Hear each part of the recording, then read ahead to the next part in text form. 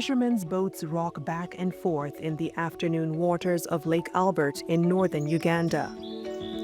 The freshwater lake supports a population of nearly 2.5 million people here.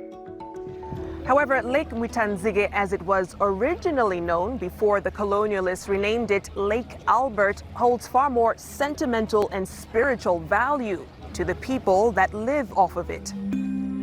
They are known as the Bagungu people, and here in Uganda, they are one of the few communities that observe the ancient wisdom that governs how they treat and protect their environment. We had specific days and seasons for fishing. We look at the moon. When it comes, they go to fish. When it disappears, they stop fishing. In our traditional laws, we don't catch young fish. But now even the fully grown ones aren't there because the fish stocks are reducing. Such laws that were meant to stop harmful activities like overfishing were abandoned during colonialism and deemed backward.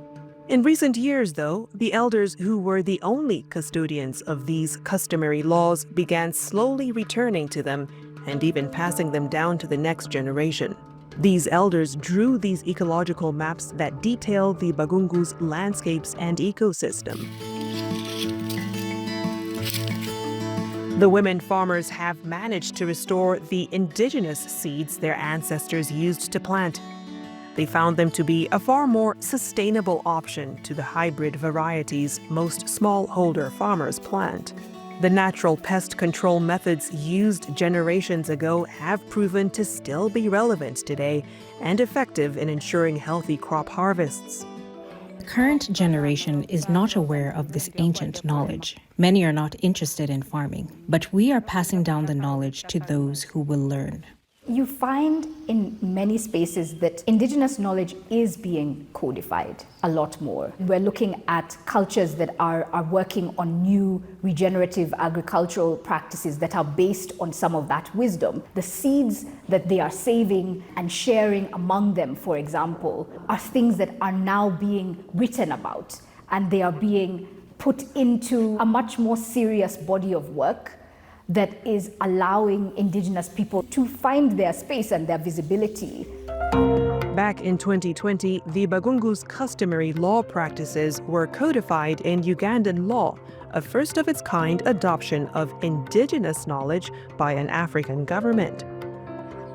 Dennis Tabaro has walked this journey over the last 7 years, helping the Bagungu revive their ancient wisdom. Their efforts now paying off. Some animals, we are told, have come back. About 6 years ago when we came here, those rivers were dry. So when the communities and the elders started performing these rituals and ceremonies, then the rain came in time. We can see some of the rivers. The ancient knowledge of the Bagungu has certainly stood the test of time, surviving colonialism and most recently, the discovery of oil in their region. And now, with the ever-present threat climate change poses to their ecosystem, the Bagungu are even more determined to keep their culture of conservation alive.